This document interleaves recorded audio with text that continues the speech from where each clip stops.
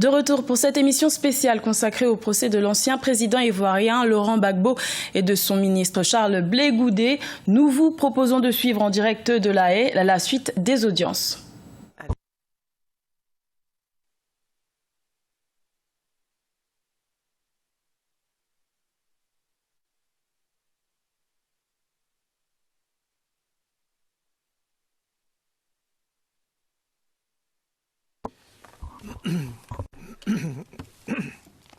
Good morning once again. Le président, bien rebonjour à tous. Rebonjour, monsieur le témoin. Je vais donner la parole à madame Pack, car on est arrivé aux questions supplémentaires pour le bureau du procureur. Les équipes de la défense pourront poser des questions de suivi sur ces questions supplémentaires. En effet, notre droit leur donne toujours le dernier mot. Donc, je donne la parole à la représentante du bureau du procureur. Madame Pack, c'est à vous. Madame Pack, je vous remercie, monsieur le président. Rebonjour, monsieur le témoin.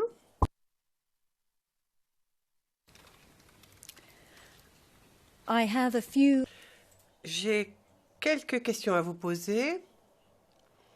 Tout d'abord, des questions de suivi qui découlent des questions que le juge président vous a posées ce matin. Premièrement, c'était une question sur les incursions à la casse chez les ferrailleurs à Adjamé. Page 24 de la transcription en temps réel anglaise. Alors, pourriez-vous, s'il vous plaît, nous donner quelques éclaircissements sur cette casse à Adjamé? Est-ce qu'à un moment, vous vous êtes rencontrés à l'état-major pour parler de ces incursions du commando invisible à la casse d'Adjamé? Oui, on s'est retrouvés à l'état-major pour en parler. Comme elle était récurrente, le commando invisible prenait régulièrement position à la casse d'Adjamé et menaçait la sécurité des personnes et des biens. Et donc, on en a parlé à l'état-major.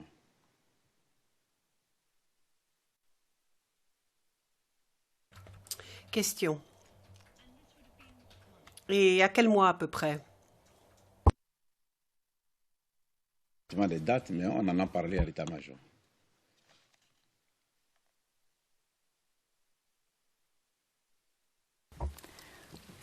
Je ne vous demande pas une date exacte, mais était-ce vers le début, vers la fin, vers le milieu de la crise post-électorale? Milieu, sinon je n'ai pas un mois précis en tête, mais je sais qu'on en a parlé, on a discuté de ça à l'état-major.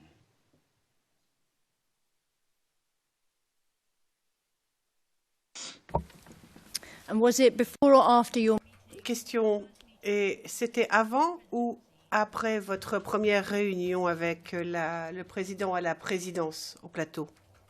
Vous vous en souvenez? Et cet épisode-là par rapport à la réunion, c'est des événements qui datent il y a 7 ans. Je ne saurais précisément situer ça avant ou après la réunion, ou avant ou après les réunions.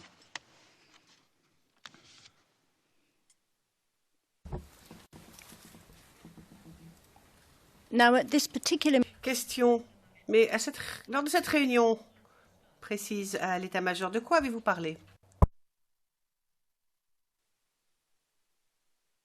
Il y a eu un épisode où des troupes plus ou moins importantes du commando invisible ont pris possession de la casse et ont pris position à la casse. Et ces troupes menaçaient la CRS-2 située à Yopougon en face de la casse. Menaçaient de s'emparer de la CRS. Et donc, ça a duré 1 ou 2 jours et tirait régulièrement à partir de la casse et tiraient régulièrement sur la CRS. Donc, manifestement, leur objectif, c'était de s'emparer de la casse. C'était déjà la casse, donc ils ne pouvaient plus s'emparer. Ils avaient déjà pris position à la casse. Leur objectif, c'était de s'emparer de la caserne de la CRS 2. Et puis, dans les discussions, les planificateurs, par le biais du chef d'état-major, ont fait des propositions opérationnelles. Il fallait, selon une de ces propositions, installer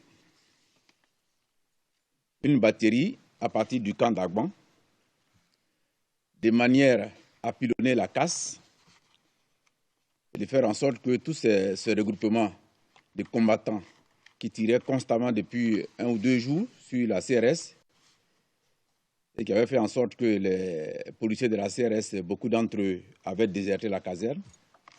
Donc, il fallait donc mettre fin à ça. Et nous avons discuté de ça. Et dans les discussions, on a estimé que l'utilisation de l'artillerie comportait beaucoup de risques.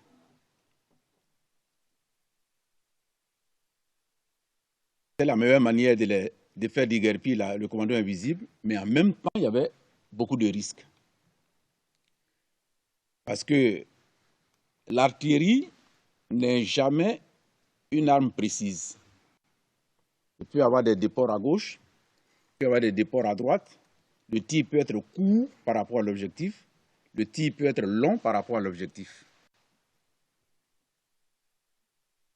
Donc on en a discuté. Et comme l'autoroute du Nord était à proximité de la casse, on a expliqué au chef d'état-major que, à supposer qu'un seul instant, les tirs de réglage, parce que l'artillerie, il faut toujours faire des tirs de réglage. Si le premier ou le deuxième tir de réglage déviait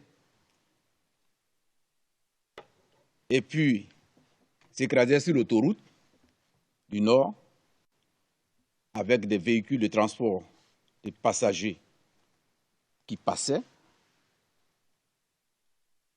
ça allait faire des dégâts collatéraux importants. Et on n'était pas prêt à assumer de telles conséquences. Donc, après la discussion, le chef d'état-major a estimé que cette solution opérationnelle était à écarter, et donc, il a écarté. Il a donc été choisi de préparer des commandos, des parachutistes à pied, pour infiltrer avec le risque que, parmi ceux de nos hommes qui pourraient éventuellement aller là-bas, parce qu'eux, ils sont déjà positionnés et ils vont voir venir, il va avoir suffisamment de casse. Donc, l'hypothèse de l'artillerie a été écartée. Et donc, les planificateurs étaient en train d'étudier maintenant l'hypothèse d'une infiltration par l'infanterie parachutiste. Voilà un peu l'épisode de la casse. L'infiltration des commandos invisibles à la casse. Voici le débat qui a eu lieu à l'état-major.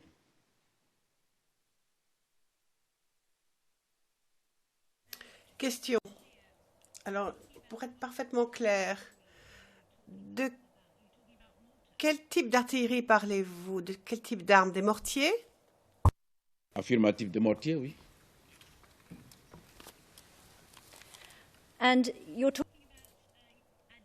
Et vous parlez d'Adjamé, c'est la région de Williamsville, c'est ça? La casse se trouve dans ce quartier-là? Madame le procureur. La casse se trouve de l'autre côté de la voie express qui va d'Adjamé à Abobo. Et Williamsville, quand vous allez à Abobo, Williamsville est totalement à votre droite et la casse est à votre gauche. Donc suffisamment éloigné de Williamsville. Mais en même temps, pour des tireurs embusqués qui font une grosse pression sur Williamsville et particulièrement sur la CRS-2. La CRS-2 était l'objectif immédiat de ceux qui étaient embusqués dans la casse et qui vous tiraient sur la CRS-2.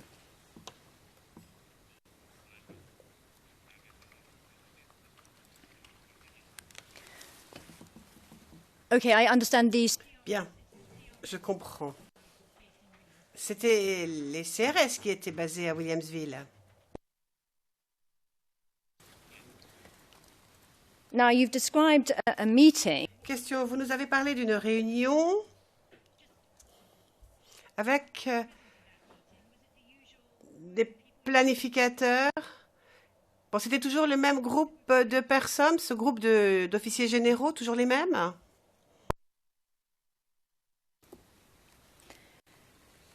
And you say that. Question. Et vous dites donc on a décidé de ne pas utiliser de mortier pour la casse. Enfin, donc à cette occasion-là, on a décidé de ne pas utiliser l'artillerie. Mais lorsque vous avez parlé avec le chef d'état-major, à ce moment-là, y avait-il un mortier qui avait déjà été positionné au camp Akban, au cas où il pourrait être utilisé dans l'opération? Est-ce qu'il avait été bien mis en place déjà? Précaution, il avait mis en place une batterie, un mortier qui était en place. Et quand on a fini de discuter, quand le chef d'état-major est revenu sur la position dégagée, il a donc donné des instructions, séance tenante, à la batterie de rejoindre sa base. Et le dispositif a été levé.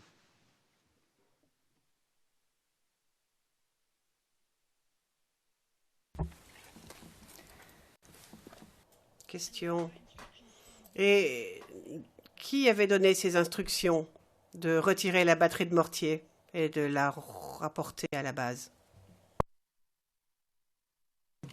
Quand on a fini de discuter et qu'il a compris le bien fondé, la pertinence de l'argumentaire qui a été avancé par un groupe de généraux, dont moi, il a dit « Ok, ça marche, vous avez vu juste ». Et donc, il a donné des instructions pour lever le dispositif.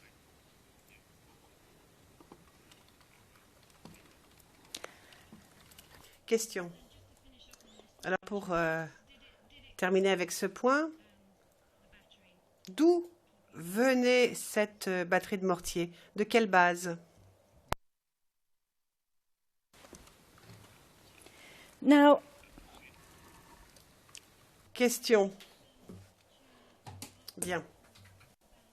Maintenant, je voudrais vous poser des questions. Étant donné que nous parlons donc de l'utilisation de l'artillerie, j'aimerais vous demander la chose suivante. Y a-t-il eu d'autres réunions à l'état-major où a été abordée l'utilisation de lance-roquettes multiples? Est-ce que vous en souvenez?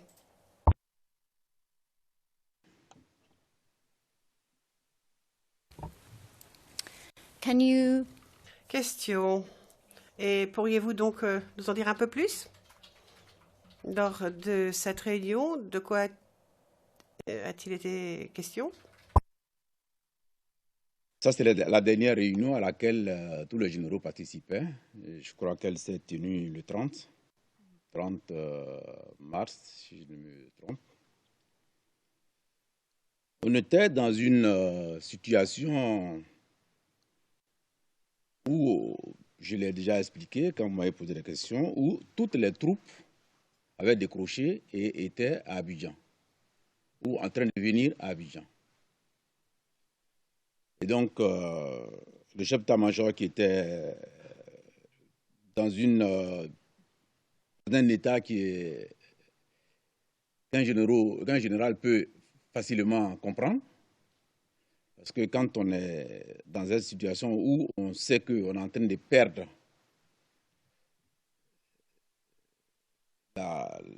l'opération qu'on mène, on peut être assez stressé. Et donc, il avait dit, si les gens qui sont au Golfe et qui sont en train de de nous emmerder, excusez-moi du terme, je vais leur envoyer quelques pelots de LRM.